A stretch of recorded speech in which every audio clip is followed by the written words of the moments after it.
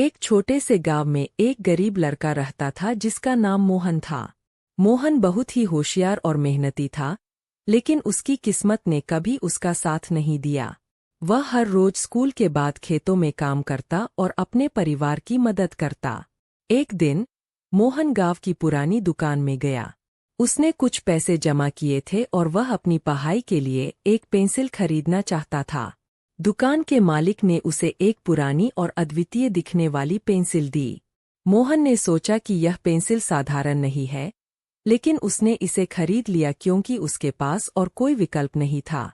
जब मोहन घर आया तो उसने उस पेंसिल से अपना होमवर्क करना शुरू किया। उसने नोटिस किया कि पेंसिल बहुत ही आसानी से चलती है और उसकी लिखावट बहुत सुंदर लगने लगी। वह बहुत खुश हुआ और अगले दिन स्कूल में अपनी कॉपी दिखाने के लिए बेसब्र हो गया। अगले दिन स्कूल में मोहन ने अपनी कॉपी दिखाई तो सभी शिक्षक और बच्चे उसकी लिखावट देखकर हैरान रह गए। उसकी लिखावट इतनी सुंदर और साफ थी कि सभी ने उसकी तारीफ की।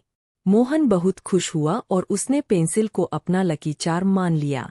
एक दिन मोहन ने सोचा कि वह पेंसिल से कुछ चित्र बनाएगा। उसने एक सुंदर पेड़ का चित्र बनाया। जैसे ही उसने चित्र पूरा किया, अचानक वह पेड़ सजीव हो गया और उसके सामने उगाया।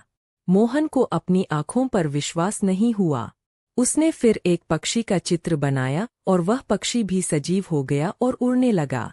मोहन ने समझा कि यह पेंसिल जादुई है और इससे बने चित्र सजीव हो जाते हैं। उसने सोचा कि वह इस पेंसिल का उपयोग अच्छे कामों के लिए करेगा। उसने गांव के लोगों की मदद करने का निश्चय किया। गांव में एक बूढ़ी औरत थी जिसकी छत बहुत खराब हो गई थी। मोहन ने उसकी छत का चित्र बनाया और तुरंत उसकी छत नई हो गई। एक गरीब किसान था जिसके पास खाने को कुछ नहीं था। मोहन ने उसके लिए खाना और फसल का चित्र बनाया और तुरंत उसके पास खाने और फसल का ढेर लग गया। धीरे धीरे मोहन ने पूरे गांव में अपनी जादुई पेंसिल की मदद से खुशियां फैलाना शुरू कर दिया। सभी लोग मोहन की तारीफ करने लगे और उसे अपना हीरो मानने लगे। लेकिन मोहन ने कभी किसी को नहीं बताया कि उसकी पेंसिल जादुई है। वह हमेशा कहता कि यह उसकी मेहनत और ईश्वर की कृपा है। एक दिन गांव में एक लालची आदमी आया। उसका नाम था रघु। उसने सुना कि मोहन के पास एक जादुई पेंसिल है। उसने मोहन से पेंसिल मांगने की सोची। रघु ने मोहन से कहा, मोहन, मैं तुम्हारा दोस्त बनना चाहता हूँ। क्या तुम मुझे अपनी पेंसिल उधार दोगे? मोहन ने मना कर दिया और कहा, मुझे माफ करना रघु, यह पेंसिल मेरे लिए बहुत महत्वपूर्ण है। मैं इसे किसी को नहीं दे सकता।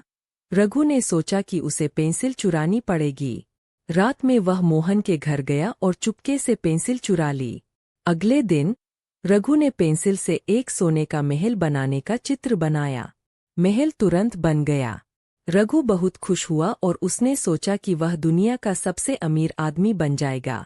उसने और भी चीजें बनाने की कोशिश की, लेकिन हर बार कुछ न कुछ गड़बड़ हो जाती। कभी महल टूट जाता, कभी सोना मिट्टी में बदल जाता।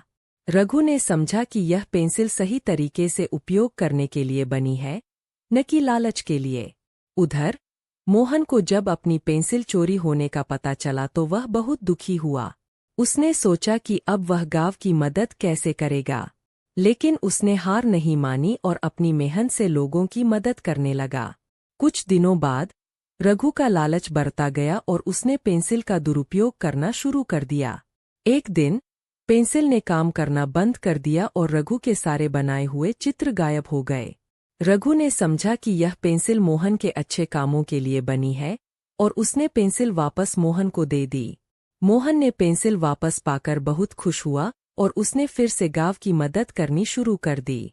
उसने रघु को भी माफ कर दिया और उसे सिखाया कि सच्ची खुशी दूसरों की भलाई करने में है, न कि सिर्फ अपने लिए चीजें बटोरने में।